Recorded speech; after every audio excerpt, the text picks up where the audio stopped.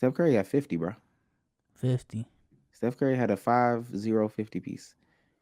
Most Now, in the game 7. and the game 7, yeah, most points in the game 7 ever. Went slap happy, crazy, dappy.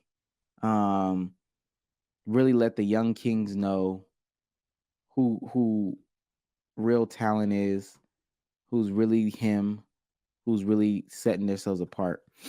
I do have a problem though. I have a problem. It's not with Domantas Sabonis. It's not with, Draymond Green.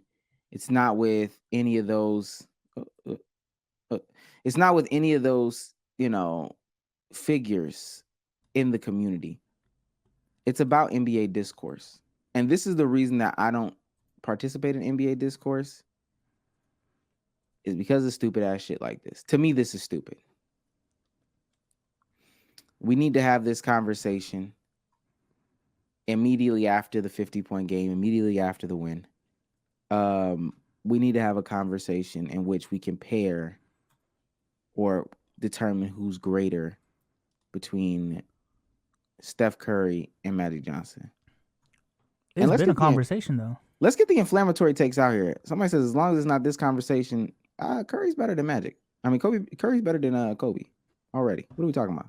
It's debatable. Same with Magic. Is it? Yeah. I don't know. They're all debatable. Yeah. Debatable is debatable. Debatable, the word is debatable. I can't get head ass, bro. I can't get behind the word debatable, bro. But what's so bad about it? Because again, I feel like these conversations have been happening, especially after last year's finals. So in a big moment like this, I don't. There are people already having those conversations on a daily basis, but I'm not mad at people for having those conversations when it's extremely relevant. When like the dude just dropped 50 type shit. So my statement behind this is why I hate NBA discourse. Are we doing a 2-man? Hey, let's get it. Yes. This is why I hate NBA discourse. A game can't go by without someone challenging a legend's greatness. My thing is that every game, to the people that do this, because I understand that there are people that don't do this. Mm-hmm. Why is it that every game is legacy defining? Every playoff series is legacy defining. All these things change your positioning on a year in to year out basis. It ties into something that Giannis said last week about failure, and I'll play that clip in a minute. But why is it that every single time we have conversation about players, because we go into every series, every playoffs doing this, who has the most to prove in this playoff series? Wait, we talking about Steph Curry, right? Yeah. Curry. Okay. And mind you, Curry is just a catalyst for the conversation. This happens all the time where we flip-flop based off of singular events. Recency bias, yeah. Y'all don't get tired of that? Y'all that's not tired? Y'all not tired of those conversations? I mean, if you think it happens that often, to be honest with you? It does. It happens that often. I can admit it happens that often because I contribute to it. I like it. I like being reactionary. It's fun. I don't give me something to talk about. Like, fuck, why not be reactionary? Nigga, what have you done for me lately? Like, you only as good as your last game. You only as good as your last run. If you have a great run, then a shitty run, and you come into a season, I'm gonna be like, well, nigga, you just had a shitty run. What are we about to do? Brian, I like to slander niggas. Brian, I mean, he just told you, why do people do it? Or he just proved you people do it, and it happens all the time. It's fun, like Dama said, it is fun. So like, why not? People who do it aren't doing it because like it's their job. It's because it's a fun conversation to have. I mean, to me that's so crazy that. And fun for you isn't the same fun for every. You know what I'm saying? No, you could if you want to say that it's fun, it can be fun. I just think that it's crazy that at every twist and every turn, we're saying something to each other. Damn. Something can make or break somebody's legacy. Yeah, I can't disagree with that. Name the amount of times this happened in the last 2 years. You did it last week. Mm-hmm. With who? With Giannis. The fuck going on? I'm sorry to do that. Who did it? I know I did it because I'm saying AD better than Giannis right now. I don't think Souls did it last week. What is I said they should fire Budenholzer for bad coaching. I said Giannis's weaknesses is what it's been for the last 4 years, and he needs to improve on them. Which is true. And then I self-admittedly said the whole KD shit was a troll. So the 2021 shit. Man, they was cooking, bro, for that. That's the crazy. KD shit was the Giannis wasn't the best player back then. Yeah, in 2021. So I self-admittedly said that was a troll. I guess the only thing that was defined for me more, I guess, was like Giannis being the best in the world conversation after that series. I don't think it's him. What series we talking about? I hate to do it, but I had a phone call. So the conversation is why is it that every time we have a game, 2 games, a series, even we have these conversations of legacies and breaking the comment section, because I know that they're gonna. Yeah, the NBA guys don't want you to finish this book. Yeah, I can make up. Oh, it's me that's frozen. Yeah, it's you. Yeah, it's definitely you. If every single time, somebody plays a game, they go up. Now you're above Magic.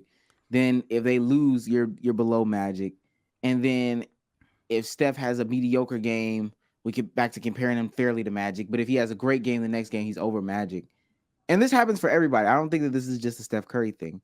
Why do we handle NBA discourse like this? But it's not an everybody thing. Oh, it's literally only the greats who can be compared to somebody like that. For Steph Curry to be on a thread either better than Magic or worse than Magic on any given series, that means he's had a career that is an all-time great point guard's career. So we have to. So every little thing we see, we're going to be like, okay, that's one notch towards him being better than Magic. That's one knock against him not being better than Magic. Me personally, Steph, I've already had Steph as the greatest point guard of NBA in the NBA since of NBA history when he won his last ring. I said it. I was like, that did it for me. That put him above Magic. So all this other shit going on, I don't know why niggas are still having the conversation. That's neither here nor there. I won't have it. I'll just say Steph's the GOAT. But I don't think we're sitting here after every series that Dame has. We're not sitting here saying, you know what? I think Dame is finally surpassed Steve Francis. Like, no, nigga, we're like, all right, Dame's not going to be better than Steph. Dame's clearing Westbrook. Like, you're comparing them to his competition. Paul George is getting compared to Scottie Pippen when he make or break in a series. He's getting compared to the niggas in his era, the niggas that he's playing against. It's not everybody. Well, I don't know about that, but go ahead, Sage. Well, my thing is, bro, the way basketball discourse works is a lot of people die on hills, right? So if I come on here and I say Kobe is top 3, suck my dick. And I was ignorant enough to die on said hill, and there's actually a way you could even defend it. But if I were to be nasty in that defense, and for whatever reason, if evidence is to disprove what I've just said, at some point, evidence becomes surmountable. So what I mean by that is essentially if people call Curry a guy or people view Curry as a guy who is either unclutched, can't close a series, or is only a front runner, and then he gives 50 in game 7, for a lot of people, that's the nail in the coffin that moved him. Now, it's unfortunate that it does become repetitive in talks because certain things aren't put over. For example, the GOAT conversation, where LeBron, because he cannot time travel in the past, he's going to do something great. People are going to understand it goes to his greatness, but ultimately the bar is Michael Jordan. And for some people, because he wasn't perfect 10 years ago, 15 years ago, whatever the fuck, he will never hit that. But the conversation will always be had because it's LeBron James. He did something great again. Same thing with like, what's another example? Steph Curry, funny enough, we were just talking about him. Steph Curry will literally drop 50. Steph Curry will win a championship. And while people understand, yeah, he's not Bron level, Jordan level yet, when it comes to guys like Bird, Magic, even Kobe, which ring 5 would be crazy, people are going to look at that and they'll be like, I guess Steph is in these combos after all type shit. I thought it was weird when Curry didn't move up with today's status quo. Like when people were still like, yeah, but Giannis, Jokic, and Embiid are still better despite him winning a championship. That's where I was like, the fact that he wasn't like ever viewed in the 2020s as a synonymous best player, to me, that was a little weird. But outside of that, I mean, these talks are going to keep happening because people have hills that they die on ultimately. So if we really want that to not be a cycle, essentially people are just going to have to respect when they're wrong. But that's not going to happen ever. So, yeah. I just find it to be like detrimental to the way that we talk about basketball, and maybe even the way that people look at basketball being in the long term, by how much weight and pressure we put on just these individual situations on a season by season basis. But again, so that's why I ask you, in the last 2 seasons, I can name the Giannis one, I guess. Curry when he won the championship last year, but what else? They do it to LeBron every season. I'm asking you for specific examples in the last 2 seasons. What about LeBron changed last year? Yeah, it did. Yeah, I think Omar, I'm gonna be blunt. It's kind of what Damo said. I don't think it is concretely, because I do think there's substance where if Trae Young sucks, people are gonna be like, see, he's mid. And so I don't think it's just generational talent. But it's because resumes are updated. So I don't think it's necessarily an awful thing until they get egregiously bad. So like if people are saying Giannis isn't top 10, all right, we're trolling. Like at that point, he was your best player a week ago, and then game 7, now he's not top 10 type shit. That's when shit gets fucking ass. But that doesn't really happen for people that even take the sport somewhat seriously. And I think people can, and if you want me to be so, we can keep going, because I think what Sage just said about Trae Young and Luka, even this year, all this is still in the conversation of like them switching so fast based off of an individual instance.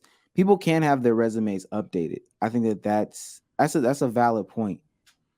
My only thing still is that like we have long careers left to go. I don't think they were talking about basketball like this before. I'm gonna put that out there. I just truly don't think that they were. Maybe they were, but I don't think that they were. But I feel like at this point, it's not necessarily an NBA discourse conversation. It's just the inherent like product of social media. Because I don't know, like let's just say social media didn't exist. Someone saying Trae Young and Luka just switch all the time. Someone is having those conversations at a barbershop. We just don't know about it. But because it's on Twitter, now we know about it. Yeah. It's not that basketball discourse is different or anything like that. It's just we know about it now. Well, go ahead. I was just gonna say we can't be the ones to perpetuate it though. But if folks feel like it's fine, then that could be fine. I think that's a bad way to have conversation about basketball. Honestly, I think some of these players will end up like falling out of love, and I know that's crazy to say, but falling out of love with the game because we have conversations about basketball the way that we do. But where's the fun in sitting around waiting 3-4 years to see if a guy really is this bad because of the organization, or if it's just him? So now I'm gonna hold my tongue, or imagine for the first 4 years of Westbrook, no Kevin Durant, if we just didn't say anything, we just waited around. We waited said the same thing. We just Kevin Durant. Hey, no Kevin Durant. Hey, they might have Paul George and Melo now, but there's no Kevin Durant. Paul George played like trash. Westbrook just got blown out by Ricky Rubio of all people. But I'm not going to indict. This is any indictment on Russell Westbrook as a basketball player. I'm going to wait because he still doesn't have Kevin Durant. So I'm not going to say anything. I'm going to wait a little bit longer. That's not fun. You can't have conversations like that. Now, yes, some people shouldn't be as overreactionary. You have a lot of people who are very characterized and like very animated about the shit they say. Me, I'm eyeing people. I'm like one of the bad parts of basketball debating, telling you every nigga's a loser because they can't win, telling you X, Y, and Z sucks because he failed this one playoff run. But next year, if Giannis goes and sweeps the first 3 rounds, I'm gonna be, hey man, Giannis over Duncan. Giannis is top 5 all time. I mean, we're here now. That's where we're at, because that's what you did for me lately. Like, you're only as good as your last game. That saying is a saying for a reason. I can only judge you based off what you just done. If I'm sitting here watching guys fail, but I'm holding on to them being great 5 years ago, that's dick eating. But if a guy was trash 5 years ago, but the last 2 playoffs he has a Jimmy Butler run, but I can't sit here and acknowledge he just outplayed everybody in the top 10 these last 2 years in the playoffs because that's crazy narrative push. I gotta wait. Like, all right, bro, the niggas is gonna be in purgatory for their careers.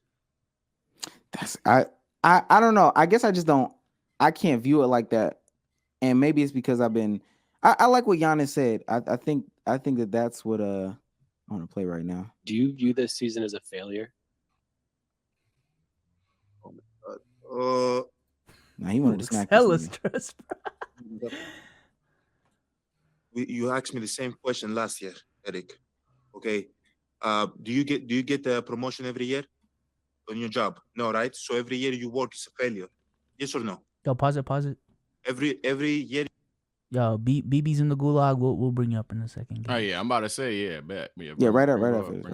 You work towards something, towards a goal, right? Which is to get a promotion, to be able to take care of your family, to be able, I don't know, provide the house for them or take care of your parents. You work towards a goal. It's not a failure. It's steps to success, you know. And if you've never, no, I don't want to make it personal.